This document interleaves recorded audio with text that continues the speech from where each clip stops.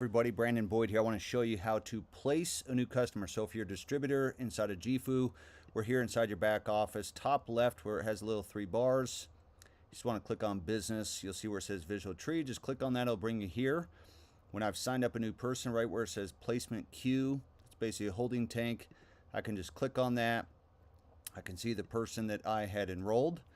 And you really have 2 options. Right here at the top, you have bottom left or bottom right. That means the bottom left of the binary tree or bottom right. So if you're wanting to stack people in positions, or another simple way that you could do this is let's just scroll to an open position. Okay.